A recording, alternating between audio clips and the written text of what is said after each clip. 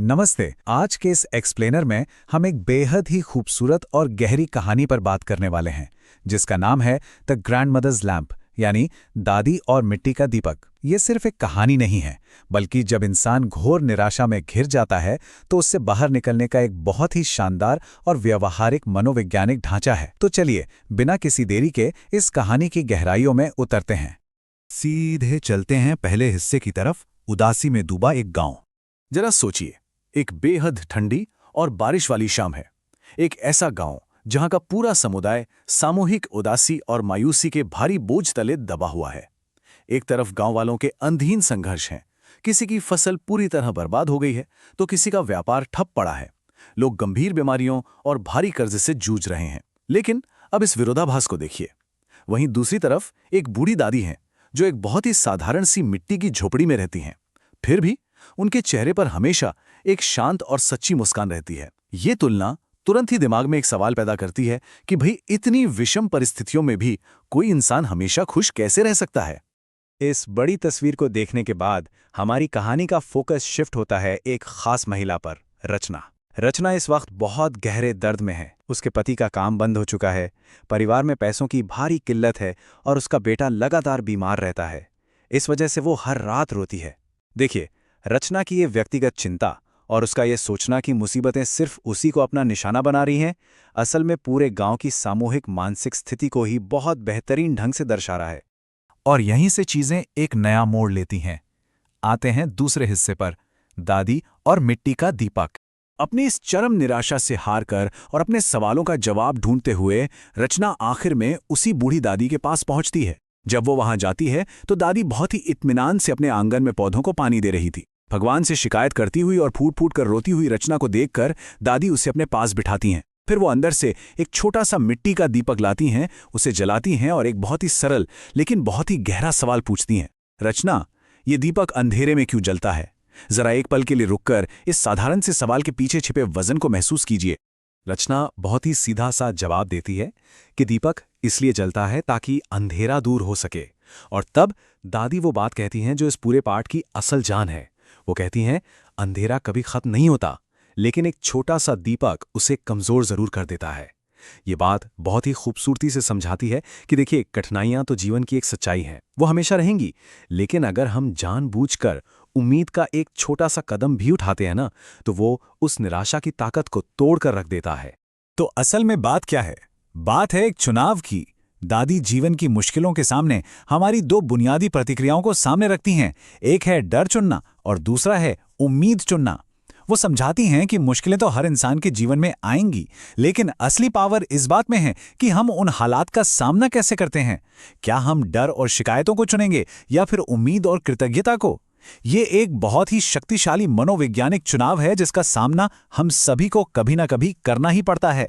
इस गहरी समझ के बाद कहानी आगे बढ़ती है अपने तीसरे हिस्से की ओर, बदलाव की एक नई किरण।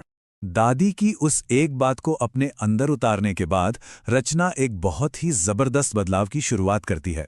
और ये बदलाव कोई रातों रात नहीं हुआ। इसका पहला कदम था, रचना ने सुबह उठकर किस्मत को कोसना और शिकायत करना पूरी तरह बंद कर दिया। दूसरा कदम, उसने रोजाना आभार जताना शुरू किया, बस यह कहकर कि जो है उसके लिए शुक्रिया। तीसरा कदम, जब मन शांत हुआ तो उसने घर के बाहर नए पौधे लगाने शुरू किए। और चौथा कदम, उसे देखकर गांव की दूसरी महिलाएं भी उसके साथ जुड़ने लगीं और पूरा गांव एकजुट होने लगा। ये हमें साफ तौर पर दिखाता है कि बड़े पैमाने पर कोई भी सामाजिक बदलाव हमेशा छोटे स्तर के व्यक्तिगत एक्शन से ही शुरू होता है। बात आपके अंदर की कृतज्ञता से शुरू होकर बाहरी समुदाय के निर्माण तक जाती है। और इसका नतीजा बिल्कुल जादुई था। जहां पहले गांव में लोग तनाव में एक दूसरे से लड़ते रहते थे, चारों तरफ डर का माहौल था, वहीं अब लोग एक दूसरे की मदद करने लगे हैं और हर जगह उम्मीद है। यह हिस्सा गांव के इस भौतिक और भावनात्मक कायापलट को हाईलाइट करता है।